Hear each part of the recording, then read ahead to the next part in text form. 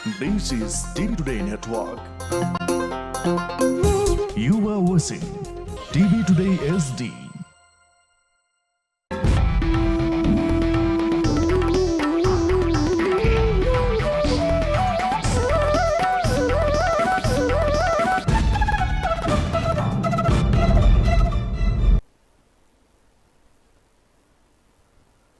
नमस्कार, यो हो TV today network. TV today समाचारमा स्वागत छ। म संज्ञा अधिकारी। सुरु गरौं अहिलेसम्मका मुख्य समाचारबाट। कोरोना संक्रमणको दर बढ्दै 24 घण्टामा 600 बढी संक्रमित थपिए। स्वास्थ्य मन्त्री ढकाल भन्नुहुन्छ संक्रमणको स्थिति नियन्त्रणभित्रै छ। लामो दूरीको यातायात र पर्यटन क्षेत्रमा थप निराशा। तत्काल सञ्चालन नहुने भएपछि व्यवसायी मारमा। हालसम्म कुनै पनि राहत नमिलेको गुनासो। लगानी बोर्डका नवनियुक्त सिइओ भट्टलाई अदालतको रोक। आइतबारसम्म काम नगर्न उच्च अदालत पाटनको आदेश। दुवै पक्षलाई छलफलका लागि बोलाइयो। कञ्चनपुरमा दैजी छेला औद्योगिक क्षेत्रको काम अघि बढ्यो। स्थानीयवासी उत्साहित, आर्थिक समृद्धि हासिल हुने विश्वास। र नेपाल बक्सिङ संघका पदाधिकारी बीचको विवाद उत्कर्षमा। दुई समूह बीच आरोप प्रत्यारोप। विवादको चपेटामा राष्ट्रिय प्रतियोगिता।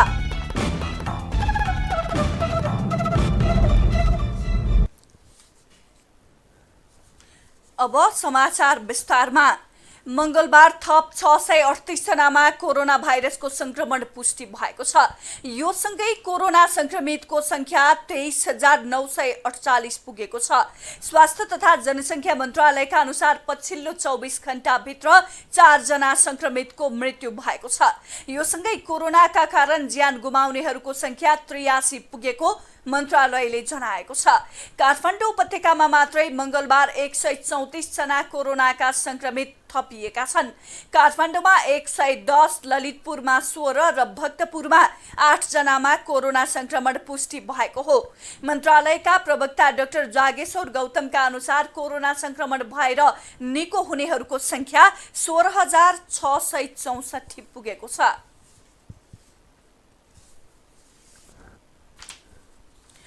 लामो दूरीका यातायात तथा हवाई उडान तत्कालका लागि सञ्चालन गर्न नदिने सरकारको निर्णयसँगै यस क्षेत्रमा आबद्ध व्यवसायी तथा श्रमिकहरू निराश भएका छन्। सरकारले यही भदौ 1 गतेदेखि लामो दूरीका यातायात र हवाई उडान सञ्चालन गर्न दिने निर्णय गरेपछि उत्साहित बनेका व्यवसायीहरू सोमबारको निर्णयसँगै निराश बनेका हुन्। एक रिपोर्ट। साउन 7 गते लकडाउन अन्त्यको घोषणा गरेसँगै सरकारले लामो दूरीका यातायात, आन्तरिक तथा अन्तर्राष्ट्रिय उडान, विद्यार्थी भर्ना लगायतका काम सञ्चालन गर्न भदौ 1 गतेको मिति तोकेपछि यस क्षेत्रमा आबद्ध व्यवसायी, कर्मचारी तथा मजदुरहरू पुरानै लयमा फर्किने तर्खरमा थिए। तर कोरोनाको जोखिम बढेपछि मन्त्री परिषदले तत्कालका लागि यी क्षेत्रहरू नखुल्ने घोषणा गर्यो। नेपाल यातायात व्यवसाय महासंघका महासचिव सरोज सिटौला सरकारको यो निर्णयमा सहमत हुनुहुन्न। स्वास्थ्यको लागि लकडाउन त पुरा लकडाउन गर्नु पर्यो के। बजारमा के को लकडाउन छ? बजारमा तपाईले लकडाउन देख्नु भएको छ। अस्तव्यस्त ढङ्गबाट मान्छे चाहिँ चैत्र 6 गते जस्तो खुल्ला रूपमा मान्छे हिँडिरहेका छन्, खुल्ला रूपमा चाहिँ कारोबार गरिरहेका छन्, व्यापार कारोबार गरिरहेका छन्। त्यसकारणले म अनुरोध गर्न चाहन्छु, फेरि पनि नेपाल सरकारले ध्यान पुर्याउनुपर्छ। स्वास्थ्यको लागि, साँच्चीकै स्वास्थ्यको लागि र कोभिडको लागि नै मानिसको मानवताको लागि नै गरिएको यदि हो भनेदेखि सबै टोटल नेपाली जनता हामी पनि त्यो छौँ, टोटल रूपमा चाहिँ कर्फ्यू लगाएर काम गर्नु पर्यो। कुनै पनि केही हिँड्न दिनु भएन। यो लकडाउन नै होइन, यो चाहिँ मुलुकको अर्थतन्त्र तस नसुने अवस्था हो। त्यसकारणले यो म अनुरोध गर्न चाहन्छु नेपाल सरकारलाई फेरि पनि सुझाव, विज्ञहरूसँग सुझाव लिनु पर्यो। हावाको भरमा कोठामा बसेर निर्णय गर्नु भएन। मैले फेरि पनि भने नि, रातो गाडीमा चढेर टनाटन मान्छे लिएर हिँडेको छ, भाडामा मान्छे लिएर हिँडेको छ। कालो गाडीले चाहिँ एउटा मिस्टेक गर्यो भनेदेखि त्यहाँ ठुलो कारबाहीको भागीदार हुन्छ। म फेरि अर्को के भनेको छु भने महाकालीबाट मान्छे हिँड्दैछ, मेचीबाट चाहिँ सवारी हिँड्दैछ भने त्यही रोक्नु पर्यो। थानकोटको नाकामा आएर जनतालाई दुःख दिनु भएन। लामो दूरीको यातायात मात्रै होइन, हवाई उडान बन्द हुँदा उडान र पर्यटन क्षेत्रमा आबद्ध व्यवसायी तथा श्रमिक लामो समयदेखि कामविहीन छन्। हवाई उडान नहुँदा सबैभन्दा बढी पर्यटन क्षेत्रमा असर परेको बताउनुहुन्छ टानका पूर्व अध्यक्ष चन्द्र रिजाल। अब सबभन्दा धेरै त पर्यटन क्षेत्र नै लकडाउनले चाहिँ बढी असर गरेको क्षेत्र हो, किनकि पर्यटन व्यवसाय भनेको एक ठाउँबाट अर्को ठाउँमा मान्छे हिँडेर नै त्यो व्यवसाय हुने, अथवा एक ठाउँबाट अर्को ठाउँमा गएर मान्छे बसेर त्यसको दृश्यावलोकन गरेर अथवा भेहिकलहरूको एयरलाइन्सहरूका विविध कुराहरूको युज गरेर चाहिँ पर्यटन व्यवसाय हुने हो। जबकि मान्छे घरभित्रै बसिसकेपछि त पर्यटन व्यवसाय रहने त कुरै भएन। त्यसैले सबभन्दा बढी मार भन्ने अहिले होटल क्षेत्र, ट्राभल क्षेत्र, ट्रेकिङ क्षेत्र, राफ्टिङ क्षेत्र, हैन, बन्जी जम्पिङका क्षेत्र, जो पर्यटनका विभिन्न प्रडक्टहरूमा चाहिँ जिरो स्थितिमा चाहिँ रहेको। विश्वभर फैलिएको कोरोना महामारीका कारण विदेशी पर्यटकहरू तत्काल नआउने भएपछि नेपालले हवाई उडान सञ्चालन गर्न दिए पनि उडान तथा पर्यटन क्षेत्रको व्यवसाय भने अन्यलमै हुनेछ। कोरोनाको महामारीबाट यातायात, हवाई उडान तथा पर्यटन, विद्यालय लगायत ठप्प रहेका क्षेत्रका कर्मचारी तथा मजदुरहरू सबैभन्दा बढी प्रभावित छन्। नेपाल यातायात व्यवसायी महासंघका महासचिव सरोज सिटौला सरकारले सबैभन्दा बढी प्रभावित क्षेत्रमा आबद्ध हुनेलाई कुनै पनि प्रकारको राहत नदिएको गुनासो गर्नुहुन्छ। कोभिडको लागि चाहिँ अरबौं रुपियाँ चाहिँ खर्च भयो, लगानी भयो, स्वास्थ्य को जोखिमतालाई सामना गर्नको लागि भयो भनेको छ। तर खोइ त सार्वजनिक सवारी साधनका खोइ त त्यो सार्वजनिक सवारी साधनका हरेक क्षेत्रका अन्य क्षेत्रमा राहत वितरण गरिएको छ। तर नेपालको सार्वजनिक क्षेत्रका मजदुरहरूलाई 1 किलो चामल पनि आज देशमा दिएको छैन। कोरोना महामारीबाट प्राय सबै क्षेत्रका व्यवसायी तथा श्रमिक प्रभावित छन्। तर ठप्पै रहेका क्षेत्रमा आबद्ध व्यवसायी, कर्मचारी तथा मजदुरहरूका विषयमा भने सरकारले ध्यान दिने बेला आएको छ। टिभी टुडे एसडी का लागि सुनिल बाबु पन्तको रिपोर्ट। स्वास्थ्य तथा जनसंख्या मन्त्री भानुभक्त ढकालले महामारीको समयमा सत्ताको लडाईँमा नलागेर सरकारलाई सघाउन नेताहरूलाई आग्रह गर्नु भएको छ। थापाथली स्थित परोपकार प्रसूति तथा स्त्री रोग अस्पतालको 61औं वार्षिकोत्सव कार्यक्रममा मन्त्री ढकालले सरकारलाई जनताले 5 वर्षको म्यान्डेट दिएकाले 5 वर्षपछि नै सत्ताको खेलमा लाग्न आग्रह गर्नुभयो। अहिलेसम्म हामीले गरेका उपायहरू पर्याप्त भएका छैनन् भने यो कुरा सुधारेर यो ढङ्गले काम गरौँ। सरकारले यहाँनिर गरेको कुराले चाहिँ अझ यसलाई बल पुग्नका लागि यसो गर्दा हुन्छ भनेर आलोचना पनि गर्नुहोस्। त्यो आलोचनाले सरकारलाई कुनै क्षति गर्दैन। मन्त्री ढकालले नेपालमा अझै पनि कोरोना संक्रमणको स्थिति नियन्त्रणभित्रै रहेको दाबी गर्नु भएको छ। यसैबीच थापाथली स्थित प्रसूति गृहले कोरोनाको परीक्षण कार्य पनि सुरु गरेको छ। मंगलबार स्वास्थ्य मन्त्री ढकालको उपस्थितिमा काठमाडौँ महानगरपालिकाका प्रमुख विद्यासुन्दर साक्यले पीसीआर प्रयोगशालाको उद्घाटन गर्नु भएको हो। लगानी बोर्डको सीईओमा नियुक्त गरिएका सुशील भट्टलाई आउँदो आइतबारसम्मका लागि काममा नलगाउन उच्च अदालत पाटनले आदेश दिएको छ। मुख्य न्यायाधीश नहकुल सुवेदीको एकल इजलासले भट्टलाई आइतबारसम्म बोर्डको सीईओको हैसियतमा कुनै पनि काम नगराउन अन्तरिम आदेश दिएको हो। विवादित भट्टलाई सरकारले लगानी बोर्डको सीईओमा नियुक्त गरेपछि अधिवक्ता जय बहादुर भुजेलले सोमबार नियुक्ति बदल गर्न माग गर्दै रिट दर्ता गराउनु भएको थियो।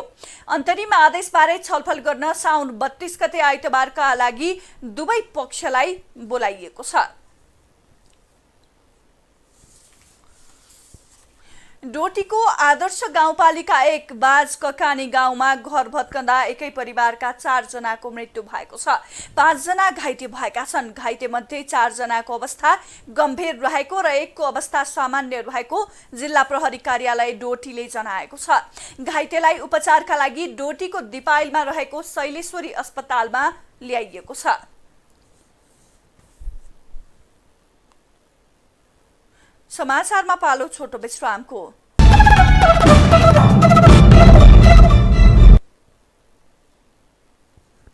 अब बाँकी समाचार। मंगलबार श्रीकृष्ण जन्माष्टमी अर्थात् भगवान कृष्णको जन्मदिन देशभर भगवान श्रीकृष्णको पूजा आराधना गरी मनाइएको छ।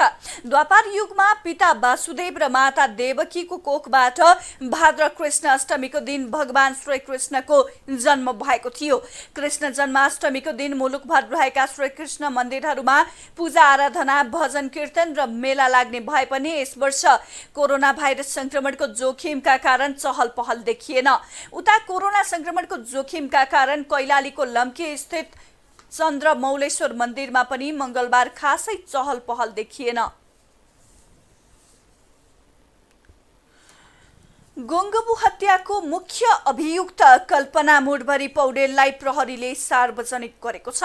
प्रहरीले मंगलबार काठमाडौँमा पत्रकार सम्मेलन गरी हत्याको मुख्य अभियुक्त भनिएकी पौडेललाई सार्वजनिक गरेको हो। गत आइतबार दाङका कृष्णबहादुर बोहराको हत्या गरी फरार रहेकी पौडेललाई प्रहरीले सोमबार चितवनबाट पक्राउ गरेको थियो। बोहराको शव टुक्रा पारी सुटकेसभित्र फालिएको अवस्थामा शनिबार फेला परेको थियो। प्रहरीले गोङ्गबु नवज्योति मार्ग स्थित कल्पनाको कोठाबाट हत्यामा प्रयोग भएका सामग्री पनि बरामद गरेको छ।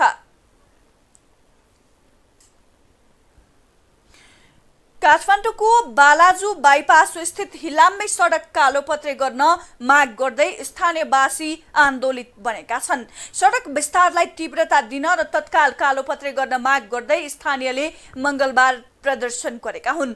हिलो र बाटो विस्तारका क्रममा बाँकी रहेका भग्नावशेषका कारण बालाजुको उत्तरी क्षेत्रका सर्वसाधारणले वर्षौंदेखि स्वास्थ्य खेप्दै आएका छन्। आफूहरूको समस्या समाधानका लागि सरकारले पहल गरे पनि सार्वजनिक जग्गा ओगटेकाहरूले अनावश्यक दुःख दिएकाले सडकमा उत्रनु परेको स्थानीयवासीको भनाइ छ। भारतसँग सीमा जोडिएको कपिलवस्तुको मर्यादपुर सीमा नाका पूर्ण रूपमा बन्द भए पनि स्थानीयले भने लुकीछिपी आवत जावत गर्दा कोरोनाको जोखिम झनै बढेको छ। कपिलवस्तुको सीमा नाकाको मुख्य बाटो बन्द भएकाले दुवै देशका नागरिकले सीमाबाट लुकीछिपी आवत जावत गर्दा संक्रमणको जोखिम बढेको हो। यस्तै सीमाबाट लुकीछिपी आवत जावत रोक्न सुरक्षा गस्ती बढाइएको छ। खुला सीमाका कारण सर्वसाधारण लुकीछिपी आवत जावत गर्ने गरेकाले जोखिम बढेको हुँदा दुवै देशबाट मुख्य बाटोमा उच्च सतर्कता अपनाइएको हो। कैलालीको गोदावरी नगरपालिका 6 लालपुरमा शहरी स्वास्थ्य क्लिनिक निर्माण सम्पन्न भएको छ। लामो समयदेखि स्वास्थ्यको पहुँचमा पुग्न नपाएका स्थानीय ओडामा नै स्वास्थ्य क्लिनिक निर्माण भए पश्चात खुसी भएका छन्। संघीय सरकारको करिब 34,65,000 रकम र बाँकी 3,80,000 रकममा नगरपालिका मार्फत निर्माण भएको शहरी स्वास्थ्य क्लिनिकबाट करिब 2,000 बढी घरधुरी लाभान्वित हुनेछन्। हाम्रो शहरी स्वास्थ्य क्लिनिकहरू छैनन्, स्वास्थ्य चौकीहरू छैनन्, अस्पतालहरू छैनन्।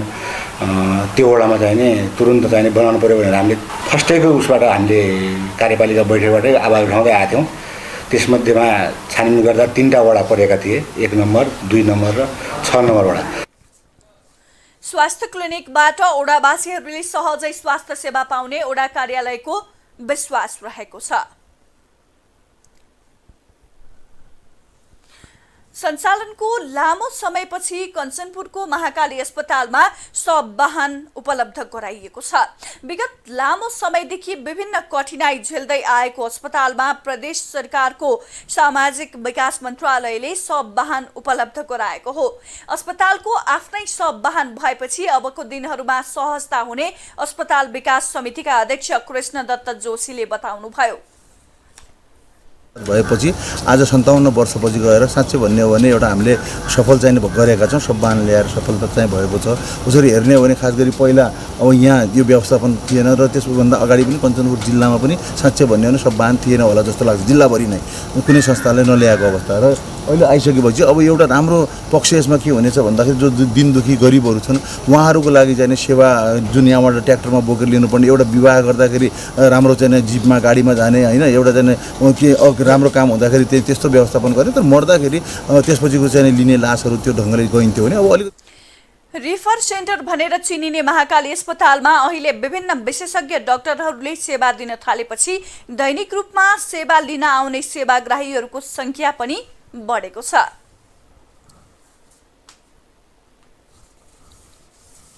मालपोत कार्यालय बैतडीले आर्थिक वर्ष 2076-77 मा 20,27,882 राजस्व सङ्कलन गरेको छ। पुँजीगत लाभ कर, प्रशासनिक दण्ड र जरिवाना लगायतबाट बढी राजस्व सङ्कलन भएको कार्यालयले जनाएको छ। गत आर्थिक वर्ष महिलाको नाममा जग्गा नामसारी गर्नेको संख्या पनि बढेको कार्यालयले जनाएको छ। सङ्कलन बढ्न गएको छ। त्यो हुनुको कारण के थियो भने अब स्थानीय तहहरूमा बैंकहरूको संख्या पनि बढ्दै गइरहेको र अब जनताहरूले पनि बैंकमा आफ्नो जग्गा धितो राखी ऋण लिनेको संख्या बढेकोले त्यो धितोबन्धक बापतको रकम राजस्व बढी आएको छ र यदि यस वर्ष लकडाउन नभएको भए योभन्दा पनि बढी राजस्व। गत आर्थिक वर्षमा 91 जना महिलाको नाममा जग्गा नामसारी गरी कार्यालयले 2,77,277 रुपैयाँ रजिस्ट्रेसन दस्तुर शुल्क लिएको जनाएको छ। समाचारमा फेरि छोटो विश्राम।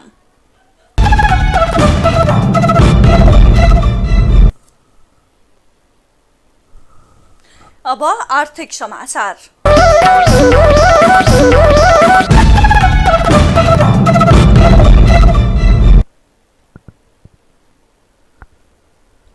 लामो समयदेखि अलपत्र अवस्थामा रहेको कञ्चनपुरको बेतकोट नगरपालिका स्थित दैजी क्षेत्रमा पर्ने दैजी छेला औद्योगिक क्षेत्रको काम अघि बढेको छ।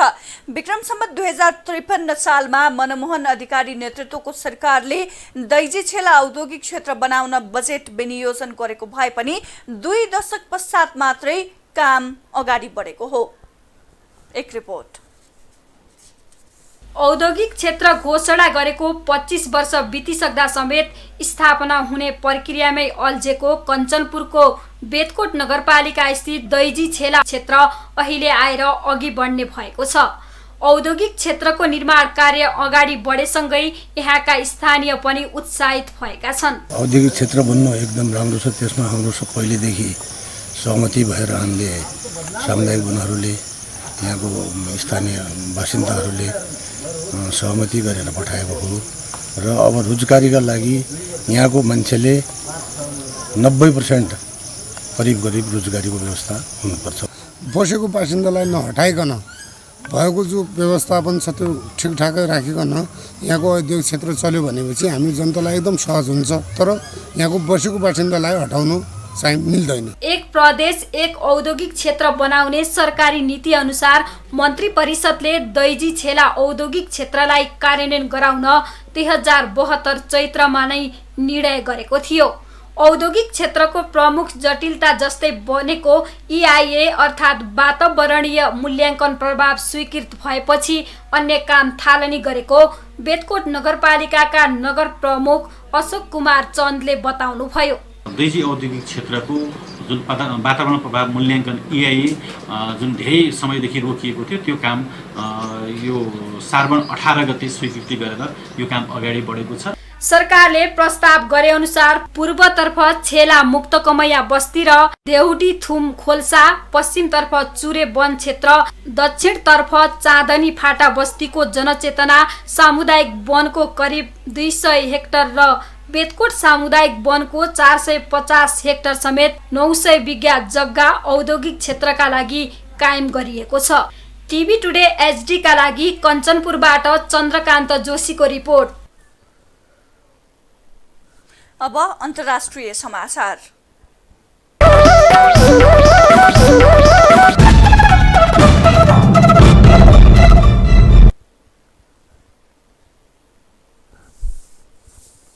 रुसका राष्ट्रपति भ्लादिमिर पुटिनले आफ्नो देशले कोरोना भाइरस विरुद्धको पहिलो खोप बनाएको घोषणा गर्नु भएको छ। मानिसमा परीक्षण सुरु भएको 2 महिनाभन्दा कम समयमा नै रुसले बनाएको खोपले नियामकको स्वीकृति पाएको पुटिनको भनाइ छ। गमालिया नेशनल रिसर्च सेन्टरले निर्माण गरेको यो खोपलाई रुसले कोरोना विरुद्धको खोपको मान्यता दिएको अन्तर्राष्ट्रिय सञ्चार माध्यमहरूले जनाएका छन्। यससँगै यो खोपलाई रुसको स्वास्थ्य मन्त्रालयले पनि सूचीकृत गरिसकेको छ। अब खेल समाचार।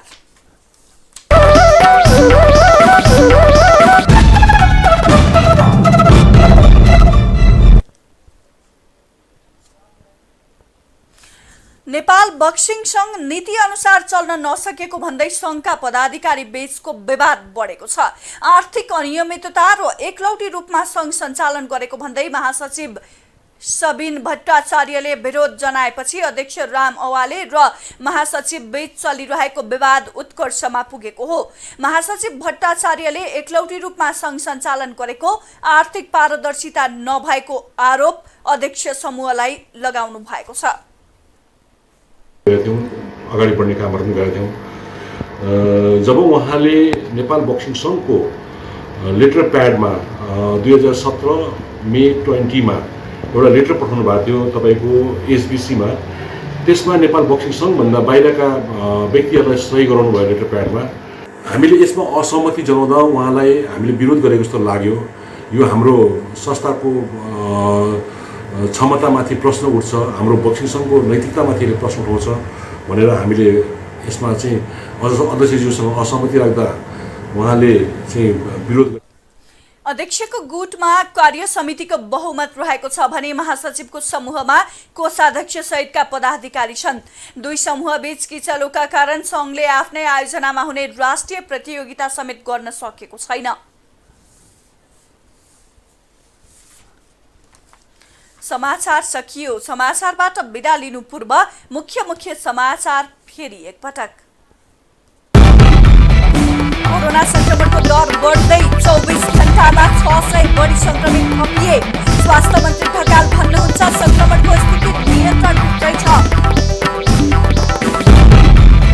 लामो दूरीको यातायात र पर्यटन क्षेत्रमा थप निराशा। तत्काल सञ्चालन नहुने भएपछि व्यावसायिक मार्गमा हालसम्म कुनै पनि राहत नमिलेको गुनासो। लगानी बोर्डका नवनियुक्त सिइओ भट्टलाई अदालतको रोक। आइतबारसम्म काम नगर्न उच्च अदालतको आदेश। दुवै पक्षलाई छलफलका लागि बोलाइयो। कञ्चनपुरमा दैसी छेला औद्योगिक क्षेत्रको काम अघि बढ्यो। स्थानीयवासी उत्साहित, आर्थिक समृद्धि हासिल हुने विश्वास। र नेपाल बक्सिङ संघका पदाधिकारी बीचको विवाद उत्कर्षमा। दुई समूह बीच आरोप प्रत्यारोप, विवादको सपेटामा राष्ट्रिय प्रतियोगिता।